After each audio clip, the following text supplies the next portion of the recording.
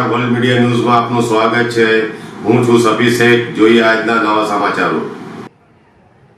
ભરૂચના અંકલેશ્વરમાં એક એવી હત્યાનો ભેદ પોલીસે ઉકેલે જેને લઈને તમે ચોંકી ઉઠશો। માત્ર એક મોટરસાયકલ મેળવવા લોભમાં 20 વર્ષીય યુવકે યુવાનની હત્યા કરી મૃતદેહને અમરાવતી ખાડીના બ્રિજ નીચે ફેંકી દીધી હતી। જોકે મૃતકના હાથ પરના છુંડાણા, ફોરેન્સિક રિપોર્ટ અને સીસીટીવી ફૂટેજના આધારે પોલીસે સમગ્ર ગુનાનો પર્દાફાશ કરી આરોપીને ઝડપી લીધો હતો। પોલીસ સૂત્રોથી મળતી માહિતી મુજબ અંકલેશ્વરના ઢલાલ ગામ પાસે આવેલી અમરાવતી નદીના બ્રિજ નીચે 21મી તારીખે ડિકમ્પોઝ હાલતમાં એક બિનવારસી મૃતદેહ મળી આવ્યો હતો। પોલીસે તપાસ હાથ ધરતા મૃતદેહની ઓળખ 17મી તારીખથી ગુમ થયેલા પરેશ વસાવા તરીકે થઈ હતી।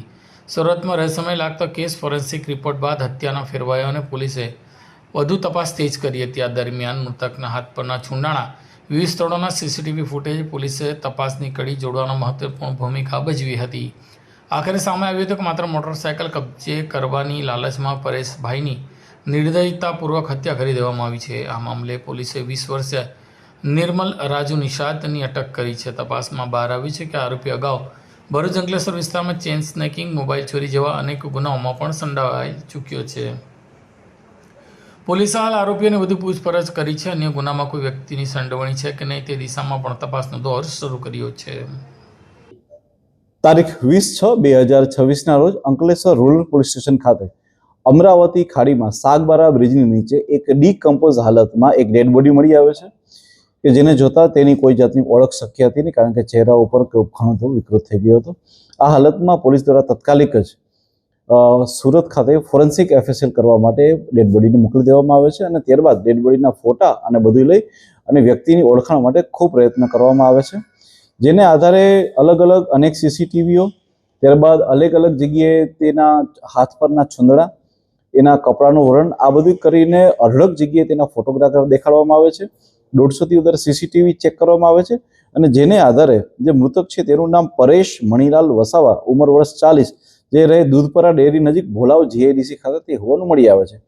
મીનવાઇલ સુરત ફોરેન્સિક ખાતેથી ખ્યાલ પડે છે કે જે વ્યક્તિની ડેડ બોડી છે તેનું મૃત્યુ કોઈ તીક્ષ્ણ વસ્તુઓ દ્વારા તેના માથામાં મારવાથી થયું હોવાનું સામે આવતા પોલીસ દ્વારા 27/6 રોજ તત્કાલ ધોરણે 103(1) BNS પ્રમાણે મર્ડરનો ગુનો દાખલ કરવામાં આવે છે અને આગળની તજવીજ ખૂબ આગળ વધારવામાં આવે છે, જેમાં અમારા અંકલેશ્વર ડિવિઝનના ડીવાયએસપી, એલસીબીની ટીમ અને લોકલ પીએ જે છે એ ખૂબ જ મહેનત ઉઠાવે છે અને ત્યારબાદ જે છે એ બધી જ વસ્તુ ચેક કરતા ખ્યાલ પડે છે કે 17/6/2026 રોજ આ વ્યક્તિ ભોલાવ જીઆઈડીસી ખાતેથી નીકળી અને ત્યારબાદ જે છે તેમનું લોકેશન મળી આવતું ન હતું।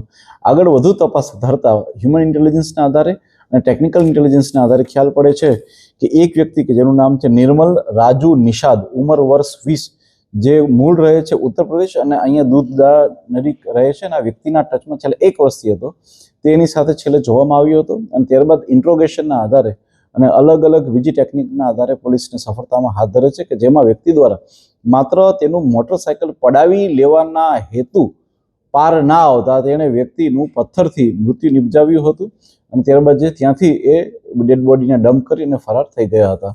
આ વ્યક્તિ જે નિર્મલ રાજુ નિષાદ છે તેની ઉપર આ અગાઉ પણ 2025ની સાલમાં ચેઇન સ્નેચિંગના એટલે કે 304(2) મુજબના 2 ગુના પણ દાખલ થયેલા છે। હાલમાં પોલીસ દ્વારા આરોપીને અટક કરી અને આગળની મજબૂત કાર્યવાહી માટે કામ ચાલુ છે।